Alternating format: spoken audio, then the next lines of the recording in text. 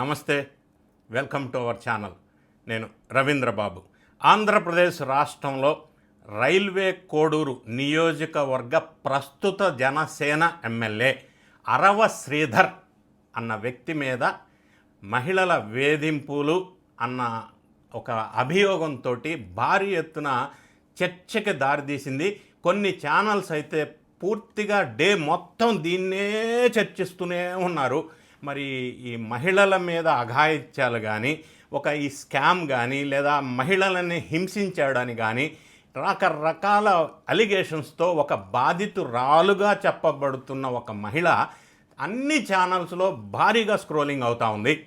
ఈ బాధ్యత గల ప్రజాప్రతినిధులుగా ఉన్నటువంటి ఇటువంటి వ్యక్తులు ఇటువంటి మహిళల విషయంలో ఎందుకు తప్పులు చేస్తున్నారు?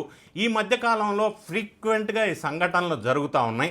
పార్టీలు ఏదైనా, ఏ పార్టీకి సంబంధించిన ప్రజాప్రతినిధులైనా చాలా జాగ్రత్తగా వ్యవహరించవలసిన అవసరం ఉంది. ఎందుకంటే అప్పటి వరకు నిర్మించుకున్న ఒక సామ్రాజ్యాన్ని, ప్రజల ఒపీనియన్ని కుప్పకూలే అవకాశం ఉంది. రాజకీయ భవిష్యత్తు కొలాప్స్ అయ్యే అవకాశం ఉంది ఇటువంటి సంఘటనల ద్వారా. దీన్ని సమర్థించలేం. కానీ ఇప్పుడు అరవ శ్రీధర్ మీద ట్రోల్ అవుతున్న అంశాలు, ఈ మహిళ ఆరోపణల్లో నిజం ఎంత ఉంది అనేది పార్టీలకు అతీతంగా విశ్లేషణ చేసే ప్రయత్నం చేద్దాం. ఏ పార్టీకి చెందిన వ్యక్తి అయినా ఇటువంటి సంఘటనలు చేయొద్దు అనేది నా ప్రధానమైన అభిప్రాయం. అంతే తప్ప వాళ్ళు చేస్తే దైవలీలలు, వీళ్ళు చేస్తే రాసలీలలా అనే విధంగా నేను మాట్లాడటం కూడా కరెక్ట్ కాదు. ఎవరికైనా ఒకటే. అయితే ప్రధానంగా ఈ మహిళ ఆరోపిస్తున్నటువంటి వీణ అన్న పేరున్నటువంటి మహిళ రైల్వే కోడూరు ప్రస్తుత జనసేన ఎమ్మెల్యేని చాలా రకాల అభియోగాలు చేస్తూ ఉన్నారు. కొంతమంది ప్రతిపక్షానికి చెందిన నాయకులు దీన్ని అటొచ్చి ఇటొచ్చి పవన్ కళ్యాణ్ గారికి చుట్టుముడుతూ ఉన్నారు. పవన్ కళ్యాణ్ గారికి ఈ సంఘటనకి ఎలా సంబంధం, ఏమి సంబంధం అనేది మనం ఆలోచించాలా.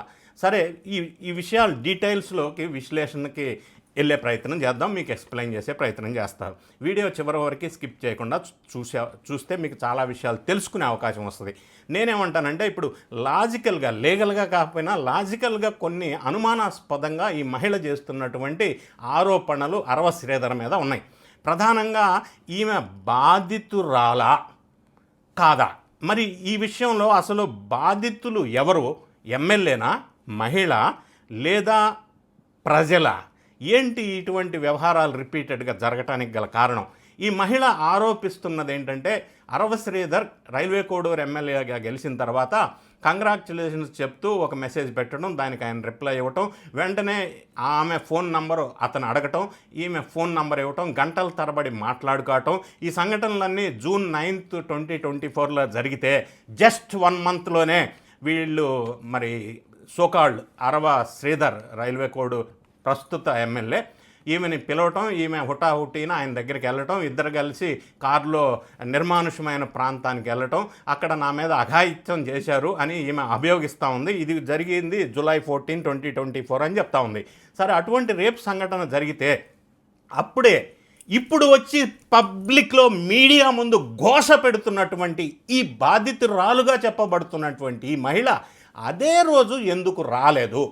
ఒక 1.5 yearగా వీళ్ళిద్దరూ కలిసి ఎంజాయ్ చేసి తిరిగి, అంటే ఇద్దరు మేజర్సే కాబట్టి ఇష్టపడి తిరిగి ఉండొచ్చు, కలిసి ఉండొచ్చు, ఏదైనా చేసి ఉండొచ్చు, అది వాళ్ళ ఇష్టం. అయితే ఇప్పుడు 1.5 year తర్వాత బయటకు వచ్చి అభియోగాలు చేయటానికి గల కారణం ఏంది? అప్పుడే ఎందుకు చేయలేదు? నంబర్ 2, 1.5 year కాలంలో 5 అబార్షన్స్ జరిగినాయి అని చెప్తా ఉంది ఈ మహిళ. 1.5 year కాలంలో 5 అబార్షన్స్ జరగటానికి అవకాశం ఉందా అనేది కొంత అనుమానాస్పదమైన అంశం. ఇంకొక అంశం ఏం మాట్లాడుతూ ఉంది, 25 కోట్లు ఇవ్వమని చెప్పి డిమాండ్ చేసిన వీడియోస్ కూడా బయటకు వస్తూ ఉన్నాయి. అంటే మరి ఈమె 25 కోట్లు డిమాండ్ చేయటం కోసం హానీ ట్రాప్ లాగా సదరు అరవ శ్రీధర్ అనే ఎమ్మెల్యేని వాడుకునేటట్టు కొంతమంది ఏమన్నా చేశారా అనేది కొంత అనుమానం కలుగుతున్నటువంటి అంశం. ఇంకొకటి, ఈమె చెప్తా ఉంది 7 లక్షలు అప్పిచ్చాను అరవ శ్రీధర్ ఎమ్మెల్యేకి అని అంటూ ఉంది. మరి ఈమె ఇంటికి రెంట్ కట్టలేదని చెప్పి ఇంటి ఓనర్కి ఈమెకి ఒక ఇష్యూ ఉంది, కేసు నడుస్తుంది. అటువంటి ఈమె అరవ శ్రీధర్ ఎమ్మెల్యేకి 7 లక్షలు అప్పు ఇవ్వటం ఏంటి? రెండో క్వశ్చను, అరవ శ్రీధర్కి ఒక మెడలో చైన్ చేయించాను, వాళ్ళ అమ్మకి రింగు చేయించాను అని చెప్తా ఉంది. మరి ఇందులో మరి అఘాయిత్యం చేశాడని ఒక పక్కన చెప్తూ రింగు చేయించటం, చైన్ చేయించటం, 1.5 year ఎంజాయ్ చేయటం, ఇప్పుడు ఈమె బాధితురాలని చెప్పటం ఎంతవరకు కరెక్టు? 25 కోట్లు డిమాండ్ చేసే అంశం ఏంటనేది ప్రధానంగా తెర మీదకి వస్తుంది. ఈ మహిళ ఏదైతే బాధితురాలని చెప్తా ఉందో, ఇంట్లో ఒక జర్నలిస్ట్ని చేతులు కట్టేసి వార్నింగ్ ఇచ్చి బేభత్సంగా తిడుతున్న, దారుణంగా బెదిరిస్తున్నటువంటి ఒక వీడియో వెలుగులోకి వస్తూ ఉంది. అంటే ఈ మహిళ ఏ విధమైన పాత్ర, క్యారెక్టర్, బిహేవియర్ కలిగి ఉందనేది దానివల్ల మనకు అర్థమవుతుంది. పెళ్లి చేసుకోను అంటే పెళ్లి చేసుకోమని అడిగాను, పెళ్లి చేసుకోను అన్నాడు అని దానివల్ల 25 కోట్లు డిమాండ్ చేస్తే ఒప్పుకుంటానని చెప్పడంలో విషయం ఏంటి? ఇంకొక విషయం మనం గమనించినట్టయితే, వీళ్ళు 3 కోట్లు కుంభకోణం జరిగింది. ఈ అమ్మాయి ప్రభుత్వ ఉద్యోగిగా ఉన్న పంచాయతీరాజ్ ఒక డిపార్ట్మెంట్లో. ఆ 3 కోట్ల కుంభకోణం విషయం ఏంటి? ఆ ఫోర్జరీ కేసు ఒకటి ఉంది, దాని సంగతి ఏంటి? అదేవిధంగా ఈమె ఐ లవ్ యూ అని మెసేజ్ కూడా ఆయనకి పెట్టింది. మరి అఘాయిత్యం జరిగితే, ఆయన రేప్ చేస్తే, ఆయన హింసిస్తే ఐ లవ్ యూ అని మెసేజ్ ఈమె పెట్టడం ఏంటి? ఇవన్నీ విషయాలతో పాటుగా ఈమె చెప్తా ఉంది నా దగ్గర ఇంకా 500 వీడియోస్ ఉన్నాయని. అంటే ఇదంతా ప్రీ ప్లాన్డ్ హనీ ట్రాపా? ఎవరైనా వ్యక్తులు ఇష్టపడి 1.5 year కలిసి ఎంజాయ్ చేసుకొని ఇప్పుడు బయటకు వచ్చి మీడియా మీదకి ఎక్కి మా ఆడవాళ్ళంతా కూడా ఈ మధ్య పరంపర సీక్వెన్స్ అంతా ఇదే నడుస్తోంది. ఇటువంటి ఒక పొజిషన్లో ఉన్న వ్యక్తుల్ని టార్గెట్ చేసి ఇప్పుడు ఈమె 500 వీడియోస్ నా దగ్గర ఉన్నాయి రిలీజ్ చేస్తా అంటే, అవి 1.5 year నుంచి ఈ వీడియోలు తీసుకుంటారా ఎవరన్నా? నిజంగా ఇటువంటి హనీ ట్రాప్ కాకపోతే వీడియోస్ తీసుకొని పెట్టుకుందా 500 వీడియోస్ అంటే? ఈమె ఏ ఇంటెన్షన్తో ఆయన ట్రాప్లోకి దించింది? ఇప్పుడు బాధితురాలని నన్ను అఘాయిత్యం చేశారు, రేప్ చేశాడని చెప్తా ఉంటే ఏ విధంగా పొంతనుంది అనేది నా ప్రధానమైన అటువంటి క్వశ్చను. ఇంకొక విధంగా ఈమె మొదటి భర్త భవానీ శంకర్, తర్వాత ఇంకొకటి నాగమణి రెడ్డి అని ఇద్దరు పెళ్ళయింది, ఒక బాబు ఉన్నాడని చెప్తా ఉన్నారు. సరే, వాళ్ళ పర్సనల్ విషయం, అది వేరే విషయం. ఏదేమైనా కూడా ఈమె చేస్తున్న ఆరోపణలో ఇటువంటి కొన్ని అనుమానాస్పదమైన అంశాలు ఉన్నాయి. బాధితురాలు ఈమె, బాధితుడు ఎమ్మెల్యే అరవ శ్రీధర అనేది ప్రధానంగా ఈమె. ఈ అన్ని అంశాలను పరిశీలిస్తే మనకి కొంతమంది ద్వారా హనీ ట్రాప్ ద్వారా ఈమె డబ్బులు వసూలు చేయటం కోసం ఈ ఎమ్మెల్యేని ట్రాప్ చేసి ఈ విధంగా నాటకం చేసింది అనేది ఈ ప్రధానమైన కొన్ని డౌట్స్ వల్ల మనకు వ్యక్తం అవుతూ ఉంది. పనిలో పనిగా వైఎస్ఆర్ కాంగ్రెస్ పార్టీ శ్రేణులు దీన్ని భారీ ఎత్తున వాళ్ళ రాజకీయ ప్రయోజనాలకు యూటిలైజ్ చేసుకునే కార్యక్రమం మొదలు పెట్టేశారు, చేస్తూనే ఉన్నారు. ఎందుకు అంటే కల్తీ నెయ్యి వ్యవహారం అనేది ప్రధానంగా వెలుగులోకి వచ్చింది కాబట్టి దాన్ని డైవర్ట్ చేయడం కోసం వీళ్ళు పనిలో పనిగా దీన్ని వాడుకుంటూనే ఉన్నారు. ఆడవాళ్లను ఉపయోగించి ఇటువంటి రాజకీయ ప్రయోజనాల కోసం ఈ విధంగా క్రియేట్ చేయడం ఎంతవరకు కరెక్టో. నంబర్ 2, వైఎస్ఆర్ కాంగ్రెస్ పార్టీ అధ్యక్షుడు జగన్ రెడ్డి గారు మొన్న మాట్లాడుతూ అందరి ముందు పబ్లిక్లో, ప్రెస్లో, వాడెవడబ్బా వాడు అసలు అరవ శ్రీధర్ అంట, వాడు అసలు ఎమ్మెల్యేనా అన్నాడు. సాటి ఎమ్మెల్యేని పెట్టుకొని వాడు అన్నాడు. పర్వాలే, జగన్ రెడ్డి గారు పరిపాలించిన కాలంలో ఇటువంటి సంఘటనలు జరిగినప్పుడు ఈయన యాక్షన్ తీసుకున్నాడు. ఇటువంటి జరగలేదా? జరిగినాయి. అప్పుడు ఈయన వాళ్ళని సమర్థించాడు, సపోర్ట్ చేశాడు, ఎంకరేజ్ చేశాడు, యాక్షన్ తీసుకోలేదు. మరి ఈ సంఘటనని రాజకీయంగా ఎందుకు వాడుకుంటున్నారు అనేదే ఇది కరెక్ట్ కాదు కదా అనేది నా ప్రధానమైన అంశం. జగన్ రెడ్డి గారు పరిపాలించిన కాలంలో అప్పటి ఎంపీగా ఉన్నటువంటి గోరంట్ల మాధవ్ నూడ్ వీడియోస్, బట్టలు లేకుండా వీడియోస్ తీసి అప్పట్లో జనం అసహించుకునే పరిస్థితి వచ్చింది కదా 2022లో. అప్పుడు ఆ ఎంపీని ఈయన సమర్థించాడు కానీ కనీసం పిలిచి మాట్లాడలేదే. మరి అప్పుడు ఈయన ఇప్పుడు ఎమ్మెల్యేని వాడన్నాడే, అప్పుడు మరి ఆయన ఏం చేశాడు? ఈయన ఏమీ చేయలే, ఎంకరేజ్ చేశాడు, అంతే కదా. అంబటి రాంబాబు గారు ఇటువంటి విషయాల్లో ఇన్వాల్వ్ అయ్యాడు. గంటకు వస్తావా, అరగంటకు వస్తావా అని మాట్లాడిన విషయాలు వీడియోస్ వచ్చినాయి. మరి ఆయన మీద మంత్రి పదవి ఇచ్చారు, సమర్థించుకున్నారు కదా. అవంతి శ్రీనివాస్ ఇదే విషయాల్లో అప్పటికి మంత్రి పదవి ఇచ్చారు ఆయనకి, మరి ఆయన సమర్థించారు కానీ యాక్షన్ తీసుకోలేదు, మాట్లాడలేదు. జరదొడ్డి సుధాకర్ అని చెప్పి మాజీ ఎమ్మెల్యే, అతని మీద కూడా పోక్సో కేసు కూడా నమోదై ఉంది. నల్లపురెడ్డి ప్రసన్న కుమార్ రెడ్డి అప్పటి కొవ్వూరు ఎమ్మెల్యేపై కూడా అనుచితమైన వ్యాఖ్యలు చేసినప్పుడు కూడా జగన్ రెడ్డి గారు స్పందించలేదు. మహమ్మద్ నజీర్ అని వైఎస్ఆర్సీపీకి సంబంధించిన నాయకులు ఇటువంటి మహిళల అఘాయిత్యాల కేసులో ఉంటే కూడా ఆయన సమర్థించారు. దువ్వాడ శ్రీనివాస్ విషయం మనం చూసాం. సొంత భార్యని రోడ్డు మీదకి నెట్టేసి వేరే వాళ్ళతో సహజీవనం చేయటం, అటువంటి విషయాల్లో కూడా జగన్ రెడ్డి గారు స్పందించలేదు. అనంతబాబు ఎమ్మెల్సీ, అనంతబాబు అనంలోనే డ్రైవర్ సుబ్రహ్మణ్యాన్ని చంపేసి డోర్ డెలివరీ సంఘటననే మాట్లాడట్లా. ఆయన మహిళల మీద అఘాయిత్య సంఘటనలు కూడా వెలుగులోకి వచ్చినాయి. మరి అటువంటి అనంతబాబుని ఆయన సమర్థించాడు కానీ ఏమీ యాక్షన్ తీసుకోలేదు. సల్మాన్ అనేటువంటి పిన్నెల్లి సోదరుడు కూడా ఇటువంటి సంఘటనలో ఇన్వాల్వ్ అయ్యాడు. అదేవిధంగా బహుజనపల్లి సుబ్బారావు అనే అతను గుంటూరు డిస్టిక్లో వివాహత్తుని వేధించి ఆత్మహత్య చేసుకునే విధంగా చేశాడు. అప్పట్లో కూడా జగన్ రెడ్డి గారు సమర్థించారు. ఇక విజయసాయిరెడ్డి గారి విషయం మనకు తెలిసిందే. అప్పటి ప్రభుత్వ ఉద్యోగితో రాసలీల వ్యవహరించారని చెప్పి కూడా అభియోగాలు ఆమె వెలుగులోకి తీసుకొచ్చింది. కొడాలి నాని వల్లభనేని వంశీ మహిళల గురించి మాట్లాడినప్పుడు కూడా ఏమీ చేయని జగన్ రెడ్డి గారు ఈరోజు ఈ సంఘటనని రాజకీయ ప్రయోజనం కోసం ప్రేరేపితం చేసే విధంగా, ప్రజల్ని రెచ్చగొట్టే విధంగా ఈ మహిళని అడ్డు పెట్టుకొని హనీ ట్రాప్ లాంటి వ్యవహారాలు చేసి ప్రస్తుత ఎమ్మెల్యే మీద ఈ విధంగా బ్లేమ్ చేయటం ఎంతవరకు correct? Number 1. Number 2, Janasena party వెంటనే స్పందించి త్రిసభ్య కమిటీని ఏర్పాటు చేసి వారం రోజుల్లోగా విచారణ చేసి రిపోర్ట్ ఇవ్వమని చెప్పింది. నంబర్ 2, ఈ విచారణ పూర్తయి రిపోర్ట్ వచ్చేంత వరకు ఈ సదరు ఎమ్మెల్యే అరవ శ్రీధర్ని పార్టీ కార్యకలాపాలకి దూరంగా ఉండమని ఒక రిలీజ్ చేసింది నోటీసు. మరి అటువంటప్పుడు ఇంకా ఇంతకంటే రిపోర్ట్ రాకుండా ఏ చర్య తీసుకుంటారు? జగన్ రెడ్డి గారు అప్పట్లో అది కూడా తీసుకోలేదు కదా.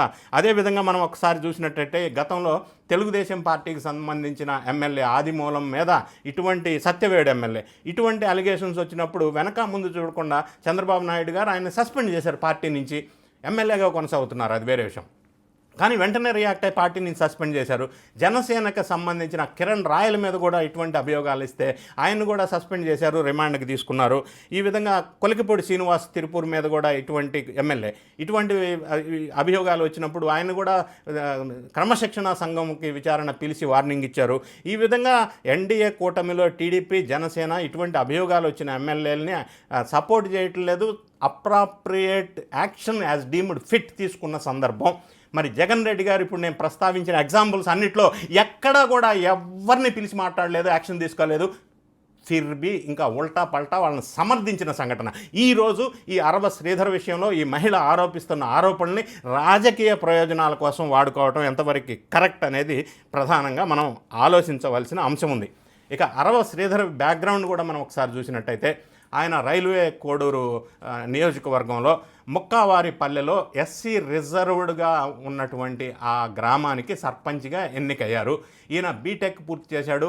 29 సంవత్సరాల వయసులో బీటెక్ అయిన తర్వాత ప్రభుత్వ ఉద్యోగాలు రాక గవర్నమెంట్ జాబ్ కోసం ట్రై చేయకుండా ప్రైవేటు జాబ్ చేసుకుంటూ విజయవాడలో ఉన్న సందర్భంలో వాళ్ళ గ్రామంలో ఎస్సీ రిజర్వ్డ్ కాబట్టి సర్పంచ్గా పోటీ చేయటం, గెలవటం జరిగింది. గెలిచిన తర్వాత రైల్వే కోడూరు ఎమ్మెల్యే సీటు విషయంలో జనసేనకు సంబంధించిన పార్టీ ఒక నిర్ణయం తీసుకుంది, భాస్కర్ రావు అనే వ్యక్తికి సీట్ ఇవ్వాలని. కానీ రైల్వే కోడూరు తెలుగుదేశం పార్టీ ఇన్ఛార్జిగా ఉన్నటువంటి రూపానంద రెడ్డి మరి బాగా స్టడీ చేసి ఈ పర్టికులర్ అరవ శ్రీధర్ ముక్కావారిపల్లె సర్పంచ్ ఉన్నాడు, యంగ్గా ఉన్నాడు, ఎనర్జెటిక్గా ఉన్నాడు, పార్టీకి పనికొస్తాడని జనసేన వాళ్ళకి రికమెండ్ చేయటం, ఆయన వెంటనే జనసేన పార్టీలోకి జాయిన్ అవటం, జాయిన్ అయిన 2-3 రోజుల్లోనే అనూహ్యంగా MLA ticket Rupananda Reddy and team recommend చేయటం వల్ల ఈయనకి టికెట్ రావటం, 11,000 ఓట్ల మెజారిటీతో జనసేన పార్టీ అక్కడ గెలవటం, తద్వారా ఈయన ఎమ్మెల్యే మొదటిసారిగా సర్పంచ్ నుంచి ఎమ్మెల్యేగా అవటం జరిగిపోయినటువంటి సంఘటన. ఈ బ్యాక్గ్రౌండ్ నేపథ్యంలో మనిషిని మరి బ్లేమ్ చేసే ముందు ఇటువంటి విషయాలు వెలుగులోకి తీసుకొచ్చి మహిళని అడ్డు పెట్టుకుని రాజకీయం చేయటం ఎంతవరకు కరెక్ట్? ఎందుకు ఇటువంటి సంఘటనలు ఫ్రీక్వెంట్గా రిపీట్ అవుతున్నాయి? పార్టీలు ఏదైనా ప్రజాప్రతినిధులు ఒక పొజిషన్లో ఉన్నవాళ్ళు సమాజానికి ఒక మంచి మెసేజ్ ఇవ్వాలి తప్ప ఇటువంటి విషయాల్లో ఇన్వాల్వ్ కాకూడదు. మనం ఇంకొక విషయం ఇక్కడ ఒక ట్రిక్కీ విషయం ఏంటంటే ఈ మధ్య కాలంలో బహుశా కొన్ని నెలల ముందే జనసేనకు సంబంధించిన పార్టీ ఒక పత్రికా ప్రకటన చేశారు.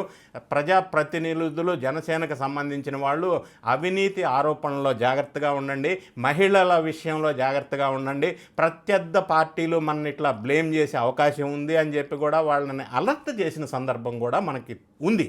అంటే ఎంత జాగ్రత్తగా ఉండాలనేది జనసేన వాళ్ళు బోధిస్తూ ఉన్నారు, తెలుగుదేశం పార్టీ వాళ్ళు శ్రేణులకు చెప్తా ఉన్నారు. అయినప్పటికీ ఇటువంటి ఉచ్చులో, ఇటువంటి హనీ ట్రాప్లో కొంతమంది ఇరుక్కుపోతూ ఉన్నారు. చాలా అలర్ట్గా ఉండాలా. ప్రజా జీవితంలో ఉన్నవాళ్ళు మరీ ముఖ్యంగా చాలా జాగ్రత్తగా వ్యవహరించాల్సిన అవసరం ఉంది అనేది నా భావం. ఈ వీడియో చూసిన తర్వాత మీ కామెంట్ ఏంటి అనేది కామెంట్ బాక్స్లో తెలియచేయండి. Thank you so much for watching.